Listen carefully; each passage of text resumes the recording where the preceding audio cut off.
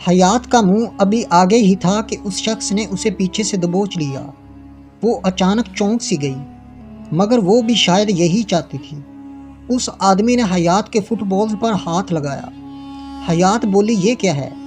میں کافی عرصے سے اس موقع کی تلاش میں تھا۔ اس شخص نے بولا، دوستو یہ کہانی بڑی دلچسپ ہونے والی ہے۔ آپ سے گزارش ہے کہ آپ نے ویڈیو کو آخر تک ضرور سننا ہے۔ حیات کی عمر 22 سال تھی۔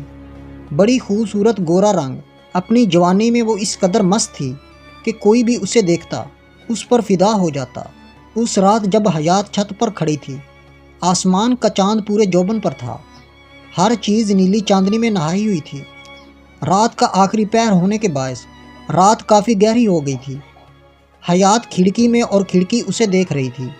دونوں کے بیچ فاصلہ کافی تھا، مگر وہ اس کی آنکھوں کی چمک اور چہرے کی ہنسی بخوبی دیکھ پا رہی تھی۔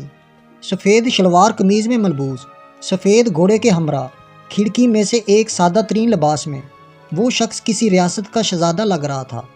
ہلکے ہلکے بال اس کی پیشانی پر بکھرے ہوئے تھے۔ ایک انجانی قوت اس کو اس اجنبی کی طرف کھینچ رہی تھی۔ حیات اس کے چہرے کی معصومیت اور آنکھوں کی سچائی دیکھ رہی تھی۔ یوں ہی کھڑے لمحوں کے گزرنے کا پتہ ہی نہ چلا۔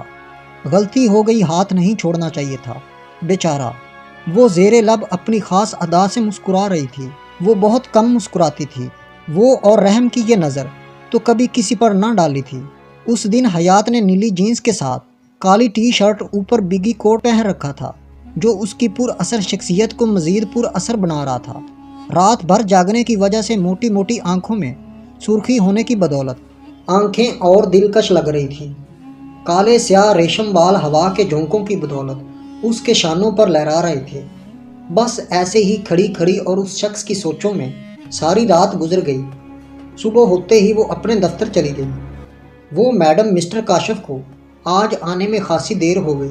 وہ دراصل ان کے گھر فارغ کریں، مجھے ایسے سپروائزر کی ضرورت نہیں، کسی نئے اور ذمہ دار بندے کو ہائر کریں، یہ بولتے ہی وہ وہاں سے چل دی۔ حیات کنسٹرکشن ایریا سے واپسی گاڑی کی طرف بڑھ رہی تھی۔ اس کے ساتھ ہی اکرم اور حویلی کے باڈی گارڈز بھی تھے۔ اکرم نے آگے بڑھ کر دروازہ کھولا۔ حیات گاڑی میں بیٹھنے ہی لگی تھی کہ اس کو سامنے گھنے پیڑ کے ساتھ ٹیک لگائے کھڑا وہی نوجوان دکھائی دیا۔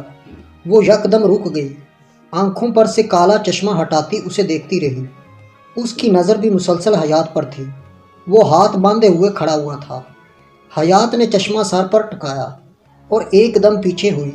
جائیے آپ لوگ اور میڈم آپ۔ اکرم کچھ بولنے ہی لگا تھا کہ حیات نے اس کو ہاتھ کے اشارے سے ٹوکا اور ہاتھ ہی کے اشارے سے ان کو جانے کو کہا۔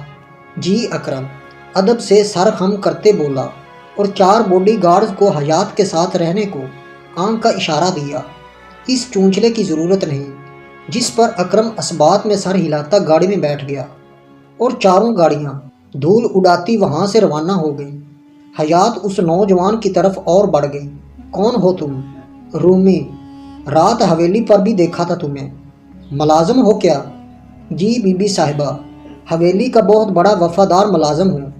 میں عرصے سے استبل میں گھوڑوں کی دیکھ بھال کا کام سنبھالتا ہوں۔ اس کے علاوہ بھی کوئی کام ہو کر دیتا ہوں۔ اوہ اے سی، گھوڑوں کا کافی شوق ہے تمہیں؟ جس پر اس نوجوان نے اثبات میں گردن ہلا دی۔ تب ہی ان لوگوں کو مفت مشورے بانٹتے پھرتے ہو؟ حیات مسکرا کر طنزیہ انداز میں بولی۔ گستاخی معاف، وہ ہنس کر اپنے گال پر ہاتھ رکھ کے بولا تھا۔ اس دن تو حیات اس کو فرصت سے دیکھ نہ پائی تھی، آج دیکھا تھا۔ قریب سے یہ چہرہ، اس کی بڑی بڑی آنکھیں تھیں، کچھ عجیب ضرور تھا۔